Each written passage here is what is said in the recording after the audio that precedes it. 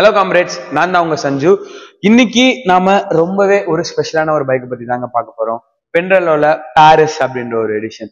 இந்த பின்ட்ரலோ பிராண்ட் பாத்தீங்கன்னா 1952ல இட்டாலியில first launch செய்யறாங்க. இந்த பாரிஸ் அப்படின்ற ஒரு எடிஷன் பாத்தீங்கன்னா மிட் 90ஸ்ல 7005 அலுமினியம் சீரீஸ்ல லான்ச் பண்றாங்க.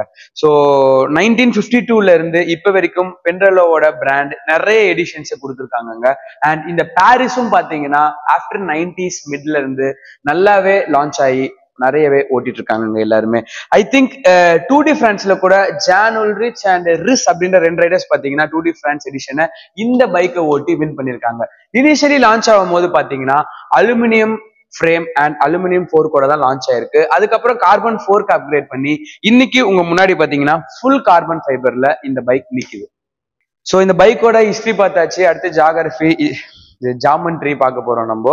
ஸோ இந்த பைக்கை பத்தி ஜாமெண்ட்ரி பார்க்கணும் அப்படின்னா இது ஒரு என்டூரன்ஸ் ஜாமெண்ட்ரிங்க. ஓகேங்களா, ரொம்ப அக்ரெசிவா அப்படியே ரேஸ் ஓட்டுற அளவுக்கு அப்படின்லாம் இருக்காது.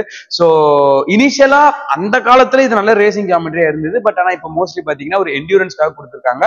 பட் கொஞ்சம் அக்ரெசிவாவும் நீங்க ஓட்டலாம். ஓகேங்களா, ஸோ இந்த ஃப்ரேமோட ரொம்ப ரொம்ப ஸ்பெஷல் என்ன அப்படின்னு பாத்தீங்கன்னா ஃப்ரேம். அதாவது இவங்க ஃப்ரேமாவும் நம்மளுக்கு தனியா கொடுக்குறாங்க, ஹோல் பைக்காவும் ஃபர்ஸ்ட் கொடுத்துருந்தாங்க. ஓகேங்களா, ஸோ ஃப்ரேமா தனியா நம்ம கொடுக்கும் போது நம்ம சைக்கிள் எடுக்கிறதுக்கு என்னென்ன அட்வான்டேஜ் இருக்கு அப்படின்றத பத்தி நம்ம பார்க்கலாம். ஸோ ஃப்ரேமா தனியா நம்ம எடுக்கும் போது பாத்தீங்கன்னா இப்போ உங்களுக்கு ஹோல் பைக் வருது அப்படின்னா உங்களுக்கு crank, cassette, FD, RD, wheel, stem, handle bar இதெல்லாமே பாத்தீங்கன்னா கம்பெனியா அவுட்லெட்டா மொத்தமா கொடுத்துருவாங்க. ஓகேங்களா, ரைடர்ஸ்க்கு ஹைட் அண்ட் என்சியூம்க்கு ஏற்ற மாதிரி நிறைய டிஃபரன்ஸ் இருக்கும். பட் ஒரு ஃப்ரேம் எடுத்து நீங்க பில்ட் பண்றீங்க அப்படின்னும் போது கிராங்க் ஆர்ம் லென்த் அப்படின்றதுலாம் ரொம்பவே முக்கியம். ஓகேங்களா, சோ உங்களுக்கு தேவையான கிராங்க் ஆர்ம் லென்த் என்னவோ அதை நீங்க கஸ்டமைஸ் பண்ணிக்கலாம் நீங்க கஸ்டமைஸ் பைக் எடுக்கும் போது. பிளஸ் கிராங்கோட டீத் கவுண்ட் இருக்கு. ஓகேங்களா, சோ நீங்க கிளைம்பரா இல்ல என்டூரன்ஸ் ரைடரா இல்ல ரேசரா அதுக்கேற்ற மாதிரி இந்த செயின் ரிங்க நீங்க கஸ்டமைஸ் பண்ணிக்கலாம். சோ அதுக்கப்புறம் அவங்க கொடுக்கக்கூடிய ஹேண்டில் பார் ஆகட்டும், அந்த ஸ்டெம் ஆகட்டும், இல்ல சேடில் ஆகட்டும், இல்ல ரிம் ஆகட்டும், எதுவுமே உங்களுக்கு என்ன தேவையோ அதுக்கேற்ற மாதிரி உங்களுக்காக நீங்க கஸ்டம் பில்ட் பண்ணி எடுக்கிறீங்க அப்படின்னும் போது அது இன்னும் ஃபிட் பர்ஃபெக்டா இருக்கும். இந்த பாரிஸ் ஃப்ரேமோட இன்னொரு ஒரு வெர்சிட்டாலிட்டி என்ன அப்படின்னு பாத்தீங்கன்னா இவங்க இந்த ஃப்ரேமோட கொடுக்கக்கூடிய அந்த த்ரூ ஆக்சியல் டைப்புங்க, அந்த வீலோட ஆக்சியல். ஸோ இது பாத்தீங்கன்னா உங்களுக்கு த்ரூ ஆக்சியல் டைப் தான் வருது. ஸோ வழக்கமா நீங்க த்ரூ ஆக்சியல் டைப் எல்லாம் பாத்தீங்கன்னா ஒரு சில கம்பெனில பாத்தீங்கன்னா அவங்களே ஒரு டூல் மாதிரி கொடுத்துருப்பாங்க, அதை வச்சு நீங்க ரிமூவ் பண்ணலாம். இல்லைன்னா நீங்க அந்த அலன் கீ செட் எடுத்துட்டு போகணும். இது பாருங்க உங்களுக்கு ரொம்பவே ஹேண்டிங்லா இருக்கும். ஸோ இது நீங்க இப்படி எடுத்து வச்சிட்டீங்க அப்படின்னா நீங்க வேணும்னா லாக் பண்ணிக்கிறதுக்கும் ஓப்பன் பண்ணிக்கிறதுக்கும் ரொம்பவே ஈஸியா ஹேண்டில் பண்ற மாதிரி இருக்குங்க. ஸோ இது பார்க்கவும் சரி யூசேஜும் சரி ரொம்பவே கச்சிதமா இருக்கும். இந்த உலகத்துல எவ்வளவு பொண்ணு இருந்தோம், நான் ஏன் ஜெஸ்ஸியை லவ் பண்ணேன் அப்படின்ற மாதிரி கேபிள்ஸ் இன்டகிரேட்டட் வந்து நியூ டெக்னாலஜில நிறைய வண்டி வந்துருச்சு. நீங்க ஏன்பா பாரிஸை ரெக்கமெண்ட் பண்றீங்க அப்படின்னு கேட்டீங்க அப்படின்னா இருக்குங்க, இருக்கு. முதல் விஷயம், இந்த வண்டி நீங்க குறைன்னு சொல்லணும்னா இப்ப இந்த 2023 2024ல கேபிள்ல நிறைய உள்ள போயிடுச்சு, ஆனா இது எக்ஸ்டர்னலா இருக்கு, எங்களுக்கு எல்லாம் சூட் ஆகுமா அப்படின்னு கேட்டீங்கன்னா ஆக்சுவலா கேபிள் வெளில இருக்கிறதுனால என்ன மைனஸ்ன்றதை ஃபர்ஸ்ட் பாருங்க. ஒரு கேபிள் வெளியில வருது அப்படின்னா ஒரு ரைடர் கொடுக்கக்கூடிய வாட்ல இருந்து மைட் பி 1.5 வாட் வரைக்கும் ரெடியூஸ் ஆகும் அப்படின்னு சொல்லிட்டு தியேட்டிக்கலா ஒரு இடத்துல படிச்சாங்க. ஸோ மொத்தம் 4 கேபிள் இருக்கு அப்படின்னா அரௌண்ட் ஒரு 6 வாட் உங்களுக்கு நீங்க கொடுக்கக்கூடிய எனர்ஜில இருந்து மைனஸ் ஆகும்.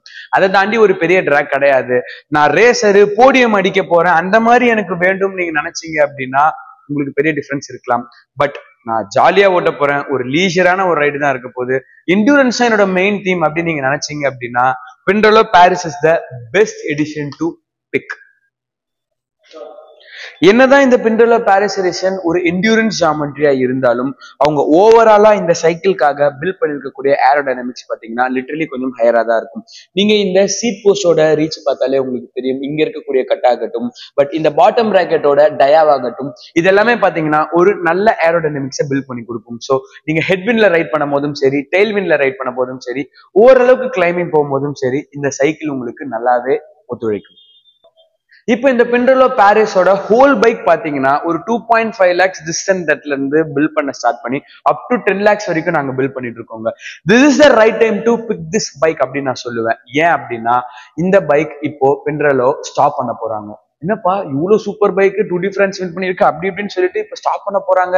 ஏன் அப்படின்னா இன்னமும் புதுசா லான்ச் ஆயிருக்கக்கூடிய நிறைய பைக்ஸோட ஜாமெண்ட்ரி கூட இந்த பின்ட்ரலோ பாரிஸ் ஃபைட் பண்ணிட்டு தான் இருக்கு, அதுக்கு ஈக்குவலா பண்ணிட்டு தாங்க இருக்கு.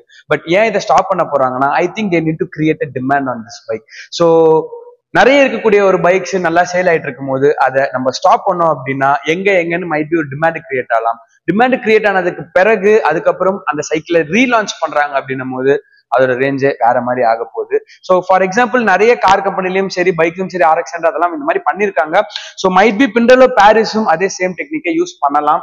ஸோ இப்போ எடுத்தீங்கன்னா ஒரு நல்ல ஆஃபர்ல எடுத்துடலாம். இதுக்கப்புறம் ஃபியூச்சர்ல மறுபடியும் ரீலான்ச் பண்றாங்க அப்படின்னா காஸ்ட் பயங்கரமா போகுது.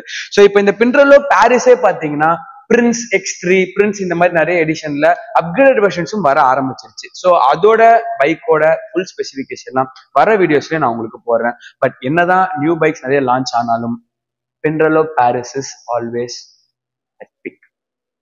ஓகே, டு தி எண்ட் இந்த பிண்டரலோ பாரிஸ் எடுத்துட்டு நீங்க பாரிஸ் காம்படிஷன் போனாலும் சரி, இல்ல நம்ம பாரிஸ் கார்னர்ல ஓட்டினாலும் சரி, எல்லா ஏரியாவுக்கும் நம்ம பைக் தி பெஸ்டா இருக்கும். ஒரு நிமிஷம் வீடியோ தயவு செஞ்சு ஸ்கிப் பண்றாதீங்க, மொக்க ஜோக் பண்றேன்னு சொல்லிட்டு. இதுக்கப்புறம் தான் நம்ம பிண்டரலோ பாரிஸ எக்ஸ்க்ளூசிவா நம்ம சீனியர் டெக்னீஷியன் ரஹ்மான் பாய் பில் பண்ண வீடியோ இருக்கு. ஸ்க்ரூ போல்ட் நட்ல ஸ்டார்ட் பண்ணி ஃபுல்லா என்னென்ன பண்ணிருக்காரு, பாட்டம் பிராக்கெட் என்ன கஸ்டமைஸ் பண்ணி செராமிக் ஸ்பீட்ல போட்டிருக்கோம், நோவா ரைடு ஓவர்சீஸ் புள்ளி போட்டிருக்கோம். அது எல்லாமே பாருங்க, இன்ட்ரெஸ்டிங்கா இருக்கும். சோ அடுத்த ஒரு இன்ட்ரெஸ்டிங்கான வீடியோல உங்களை நான் சந்திக்கிறேன். அதுவரை உங்களிடமிருந்து விடைபெறுவது உங்கள் அன்பு மித்திரன் சஞ்சு. ஹாப்பி சைக்கிளிங், பாய்.